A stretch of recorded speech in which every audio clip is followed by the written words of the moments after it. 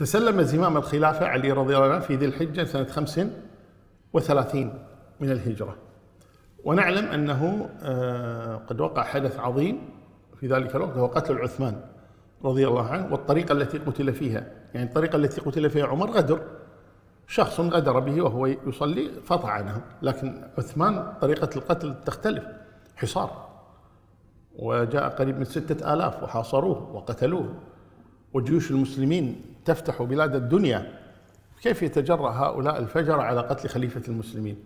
فكانت يعني مفاجأة للمسلمين كيف وقع هذا الأمر. فبعد أن تمت البيعة لعلي رضي الله عنه، خرج الزبير وطلحة إلى مكة، حيث إن المدينة ما زالت يعني ما زال فيها هؤلاء البغاة الذين قتلوا عثمان رضي الله عنه وكذا، ولما يخرجوا بعد. فخرج الزبير وطلحة من مكة بعد أن تمت البيعة لعلي إلى من المدينة إلى مكة، حيث كان كثير من الصحابة في مكة، لأنه كان وقت حج، في مقتل عثمان في وقت الحج رضي الله عنه. ففي مكة اجتمع هناك طلحة والزبير ومعهم أم المؤمنين عائشة، وتكلموا في قتل، وغيرهم من الصحابة، وتكلموا في قتل عثمان كيف تم، وهو أمر مستغرب مستبعد، لكن وقع هذا الأمر. فاجتمعوا وجاء معهم يعلى بن منية وغيرهم، فقرروا قالوا قتلة عثمان ما يتركون قتلة عثمان. ثم خرجوا ب5000 من الصحابة وغيرهم من مكة يريدون العراق، لأن قتلة عثمان 3 أصناف، من البصرة ومن الكوفة وكلاهما في العراق ومن مصر. فخرجوا من مكة إلى العراق أولا للكوفة والبصرة، ثم بعد ذلك ينتقلون إلى مصر. فوصلوا إلى البصرة، وكان علي قد عين على البصرة عثمان بن حنيف واليا على البصرة. فلما قدموا البصرة منعهم عثمان بن حنيف، قال ماذا تريد؟ قال قتلت عثمان. والبعض يقول انهم يعني خرجوا على علي، هذا كذب، لو كانوا يريدون الخروج علي لخرجوا الى المدينة وليس الى البصرة، هذا امر. ثم الامر الثاني، هما بايع، خاصة اتكلم عن طلحة والزبير، بايع علي رضي الله عنه، والزبير من البداية هو اختار عليا حتى وقت عثمان، ولا كان له في الخلافة غرض ولا طلب للخلافة، وكذلك طلحة. فهم خرجوا لقتال قتلة عثمان. صحيح كان الأولى والأصل أن يقوم بهذا علي رضي الله عنه، أو أن يذهب إلى علي رضي الله عنه ويجتمعوا جميعا على المطالبة بقتلة عثمان، لكن هذا الذي وقع، وما ظنوا أن عليا سيخالف في هذا الأمر. فخرجوا مباشرة إلى قتلة عثمان في البصرة. فلما سمع قتلة عثمان بقدومهم استعدوا لقتالهم، وفعلا وقعت معركة بينهم تسمى الجمل الصغرى، معركة الجمل الصغرى، وانتصر فيها طلحة والزبير ومن معهما على قتلة عثمان ومن ساندهم من أقوامهم. ثم انتصرت لهم قبائلهم، يعني وقفت معهم قبائلهم من العرب في ذلك الوقت. في هذا الوقت أرسل عثمان بن حنيف إلى علي رضي الله عنه أن طلحة والزبير ومعهم عائشة جاءوا إلى البصرة، وحصل قتال بينه وبين قتلة عثمان، أو بعد أهل البصرة لنقل. ثم أهل البصرة كثير منهم يعني رجعوا إلى قبائلهم لتساندهم، وفعلا حكيم بن جبلة ومن معه خرجوا لهذا الأمر. فلما سمع علي بخروجهم خرج من المدينة إلى العراق إلى الكوفة، ولم يذهب إلى البصرة مباشرة لحدوث الارتباك فيها. ثم أرسل علي رضي الله عنه المقداد بن عمرو اللي هو المقداد بن الأسود والقعقاع بن عمرو، أرسلهما إلى طلحة والزبير لينظرا يعني ماذا يريدون طلحة والزبير معهما. فجاءهم المقداد والقعقاع، ماذا تريدون؟ قالوا نريد قتلة عثمان. قال طيب في خليفة، لماذا لم تذهبوا إلى الخليفة وتطالبونه بذلك؟ قال الخليفة لن يمانع من هذا الأمر. فالمهم تم الاتفاق بينهم جميعا أن يرجعوا إلى المدينة، وأن عليا سينظر في الأمر في قضية قتلة عثمان. وعلي رضي الله عنه لم يتأخر فيها، لكن كان يرى أن الأمر غير واضح. ونتكلم نحن اليوم 1443، وحادثة مقتل عثمان وقعت في سنة 35 من الهجرة. إلى اليوم لا يعرف قتلة عثمان، إلى اليوم لا يعرف قتلة عثمان. وقد تكلمنا بهذا في كلامنا عن خلافة عثمان رضي الله عنه. ما في أحد رفع رأسه قال أنا قتلت عثمان، لا يوجد إلى اليوم، لا يوجد من يعرف. كلها يعني افتراضات، احتمال فلان، احتمال فلان، احتمال فلان، الغافقي، جبلة، الموت الأسود، سودان، حمران، كلهم. لكن شخص يقول أنه هو قتل عثمان لا يوجد. فطلب منهم القعقاع والمقداد أن يرجع بمن معهما إلى المدينة، وعلي سينظر في الأمر.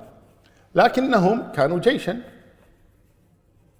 قريب من 5000 غير الذين انضموا إليهم من أهل البصرة. يعني ليس أهل البصرة الذين خرجوا على قتلهم، ولكن أناس من البصرة هم الذين خرجوا وقتلوا عثمان رضي الله عنه، لكن بقية أهل البصرة لم يكونوا كذلك. فوافقوا على هذا، على أن يرجعوا. وكان علي قد خرج لهم بجيشه، فيما إذا لم يرجعوا يكون القتال، لأنه يقول أنا الخليفة أطاع، أنا ما أقبل بهذه الطريقة أن كل واحد يأخذ كما يقال ثأره بيده. ما يصلح هذا أبدا. مثل اليوم كذلك ما يصلح واحد يأخذ ثأره بيده من قاتله وكذا، وتصير فوضى. فاتفقوا على هذا. لكن الذي حصل أن السبئيين، وهم كما قلنا أن عبد الله بن سبأ كان رأس الذين خرجوا على عثمان رضي الله عنه، ويسمون أتباعه بالسبئيين. هؤلاء السبئيون يعني علموا أن اتفاق علي مع طلحة والزبير هو نهايتهم، فقرروا أن لا يكون هذا الاتفاق، كما ذكر ذلك ابن حزم والطبري وابن كثير وابن تيمية والذهبي وابن خلدون. تقريبا كل من كتب في هذه الحادثة ذكر مثل هذا الأمر، وهم أنهم اجتمعوا على أن لا يكون هذا الاتفاق. وفعلا خرجت مجموعة منهم وهاجموا جيش طلحة والزبير.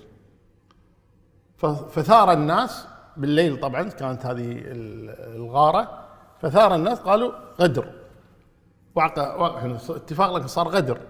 الاتفاق أن نرجع، ما اتفقنا أنهم يقاتلون، فقالوا وقع الغدر، فهجموا عليهم، فصار مناوشة بين الطرفين، بين جيش علي وجيش طلحة والزبير. وما كانوا يريدون القتال أصلا، ولكن هكذا وقع الأمر بتصرف هؤلاء السبئيين. ونتذكر أن طلحة والزبير وعلي هؤلاء من العشر المبشرين بالجنة، وأقرب الناس إلى رسول الله صلى الله عليه وسلم. وعلي والزبير يعني زبير ابن عمة علي، الزبير ابن عمة علي يعني، وهو عديل النبي صلى الله عليه وسلم. يعني العلاقة التي بينهم علاقة عظيمة جدا. وابن اللي هو الحسين ابن علي متزوج بنت طلحة، يعني العلاقة بينهم قوية جدا. فالشاهد من هذا أنه لا عفوا، الحسين لم يتزوج بنت طلحة، ذاك المنذر بن الزبير كأنه قال، هو الذي قال أتمنى أن أتزوج عائشة بنت طلحة وسكينة بنت الحسين، وليس الحسين زوجا. المهم، فالقصد أنه لما اتفقوا على هذا وغدر السبئيون حصل القتال، فوقعت الفتنة بين الجيشين، ووقعت ما تسمى بوقعة الجمل الكبرى. وقعة الجمل الصغرى بين طلحة والزبير مع أهل البصرة، وقعة الجمل الكبرى مع علي ضد الزبير وطلحة. لما بدأ القتال، الزبير وطلحة ما كانوا يريدون القتال مع علي، ولكن يريدون قتلة عثمان. فالزبير انصرف من القتال ولم يشارك، وطلحة كذلك امتنع من القتال، وكان يصيح بالناس ويقول يعني كفوا، يعني هذا قتال بيننا وبين علي، ما نريد قتال علي، نحن نقول كفوا، ويمنع يصرخ فيهم فلا يستجيبون له، فيقول ذبان طمع وفراش نار، ذبان طمع وفراش نار، يعني ما تسمعوا الكلام ولا تستجيبون، لأن خلاص هاجت الفتنة، هذا يمكن أن توقف هذه الفتنة بعد أن شب ضرامها. فالزبير انصرف، طلحة يمنع الناس من القتال، وعائشة ترسل شخصا بعد الآخر أن أوقفوا القتال، ما جئنا لقتال علي وإنما جئنا لقتال السبائيين الذين قتلوا عثمان رضي الله عنه. فالزبير لما انصرف جاءه ابن جرموز، عبد الرحمن بن جرموز، وطعنه في ظهره فقتله. وطلحة بن الزبير لما كان يصيح بالناس أوقفوا القتال أوقفوا القتال، رمي بسهم فقتل رضي الله عنه. وعائشة رضي الله عنها لما كانت تأمر بإيقاف القتال كذلك قتل جميع من ترسلهم عائشة رضي الله عنها، كلما خرج رجل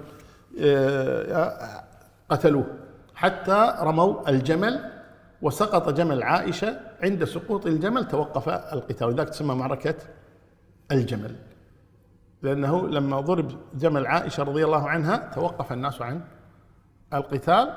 ثم جاء محمد أخوها، ومحمد كان مع علي لأنه ربيب علي رضي الله عنه، محمد أخو عائشة، فمد يده داخل الهودج يطمئن على أخته عائشة، فكانت تظن أن أحدا يريد أن يمد يده عليها من أهل البصرة، فقالت أحرق الله هذه اليد، ما تدري من، فأدخل رأسه وقال يا أختاه في الدنيا قبل الآخرة، يعني الدعوة طلعت الآن، قال في الدنيا قبل الآخرة.